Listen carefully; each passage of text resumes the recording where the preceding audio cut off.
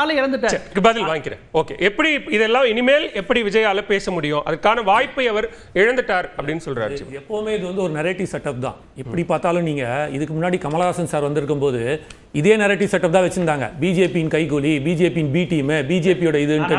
ஆனா இருக்கட்டும் சார், நீங்க பேசிட்டீங்க, நான் பேசுறதை விட்டுருங்க, நீங்க பேசும்போது நான் பேசல. ஆனா இன்னைக்கு வந்து அவர் புனிதன் ஆயிட்டார். நான் இதுக்குள்ளே வரல, இப்ப இந்த டாபிக்குள்ளே வர அவர் முதல்ல நான் சொல்லவே இல்ல சார். சார் நான் ஜெனரலா பேசுறேன். நான் உங்களை சொல்லவே இல்ல. நான் ஜீவானந்தன் சொன்னாருன்னா பேசி நான் உங்க எதிர்க்கறதே உங்களுக்கு நான் வைக்கலையே. நான் ஜெனரலா தான் சொல்றேன். நீங்க ஏன் சார் சரி ஓகே சொல்லுங்க. நான் ஜெனரலா தான் சொல்றேன். இது வந்து ஒரு நரேட்டிவ் செட்டப். எப்பவுமே திமுகவை எதிர்த்து யார் கட்சி ஆரம்பிச்சாலும் நின்னாலும் அவர்களுக்கு இந்த சாயம் பூசப்படுகிறது. இது விருப்பம். இப்போ உள்ள வர அப்போ நம்ம காங்கிரஸ் நண்பர் ஒருத்தர் சொன்னாரு, ராகுல் காந்தி கூட தான் வந்து விஜய் நாட்டை போன் அடிச்சு பேசியிருக்காரு.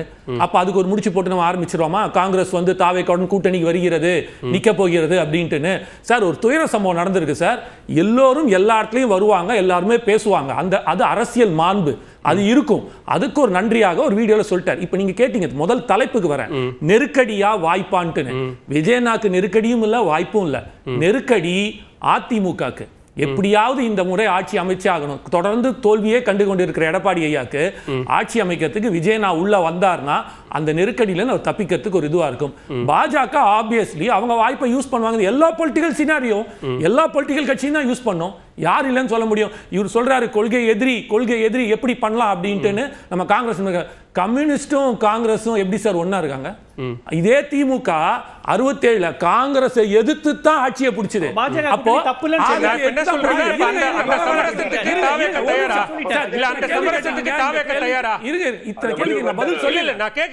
நீங்க இப்ப சொல்ல வர வாதம் எனக்கு புரியுது.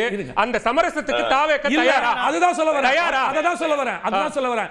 நீங்க கொள்கை எதிரியா இருந்து இந்த அளவுக்கு பண்ண நீங்க வந்து அவங்கள விட்டுருங்க சார். சார் அவங்களுக்கு மாற்று வரல. நாங்க தான் முதன்மை சார்பு சொல்றீங்க. அந்த சமரசத்துக்கு தயாரா? கேள்விக்கு தான் பதில் சொல்றேன். கேள்வி உங்களோட தலைப்புக்கு தான் நான் வைக்கிறேன். அதுதான் சார். வாய்ப்பை யார் வேணாலும் யூஸ் பண்ணுவாங்க.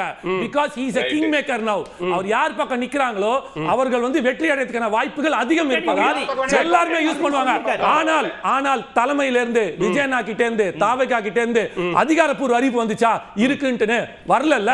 அப்ப ஆப்வியஸ்லி இருங்க சார், வர சரி. இப்ப நீங்க சொல்றீங்கல்ல அதிமுக நெருக்கடியில இருக்கு, அவங்களுக்கு தேவை ஏற்படுதுன்னு சொல்றீங்கல்ல.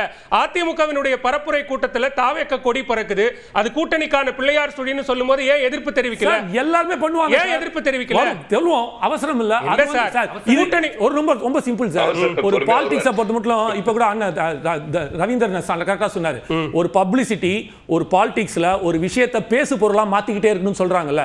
இது ஒரு பேசு பொருளா எப்ப அதை செய்றீங்கிறது ரொம்ப முக்கியமானது. நேரம் காலம் வரும்போது சொல்லுங்க. இல்ல ஜனவரி அந்த நேரம் காலத்தை சொல்லல. நான் சொல்றது கரூர் சம்பவத்துக்கு முன், கரூர் சம்பவத்துக்கு பின்னு இது பிரியுது.